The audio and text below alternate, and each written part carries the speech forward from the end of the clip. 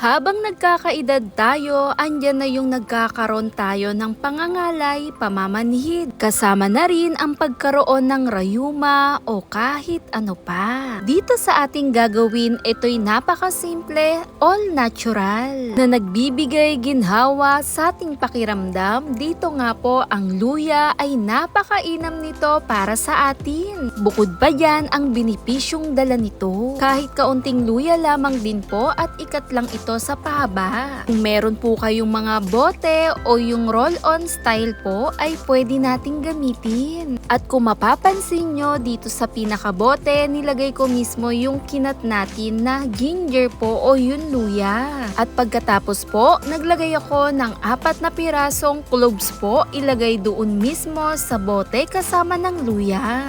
Magandang benepisyo rin ang dala nito para sa atin. Ang ginger at ang cloves tumutulong magbigay pasigla at nagpapainit, nagbibigay pakalma, nagbabawas, gaya sa pangangalay, pamamanhid. Pagkatapos, naglagay rin ako dito ng coconut oil at nagiiwan to ng moisturizing at relaxing lalo na pag in-apply sa ating balat. Dito nga po sa aking paglalagay sa pinakatakip ng coconut oil, ayun mismo ang aking ginamit na sukatan. Perfect na rin itong gamitin. Kahit saan tayo pumunta, pwedeng-pwede itong bitbitin. Sa aromang kakaiba, relaxation na rin ang ginhawang binibigay nito.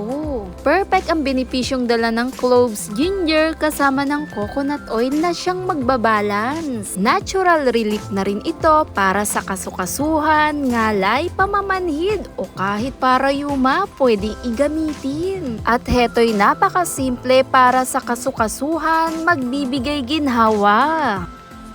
Habang nagkakaedad, diyan na natin nararamdaman yung pangangalay, pamamanhid ng ating mga katawan. Dito sa ating ginawa, all natural na maganda gamitin dahil sa mga benefits nitong dala.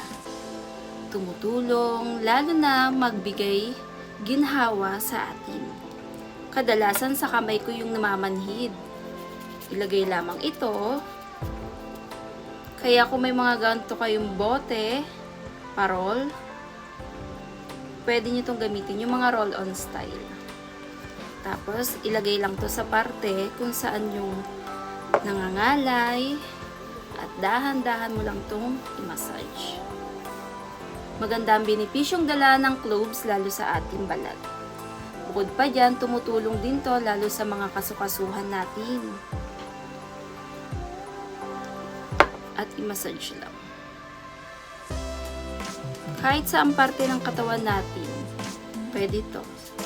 Sa mga tuhod, yung mga rayuma natin, pwede to. Tumutulong ang ginger dahil na rin sa dala nito at benepisyo para sa ating balat. Nakaka-relax. Saka yung amoy, mabango. Maganda pang massage to sa atin, sa balat natin. Tumutulong na rin to.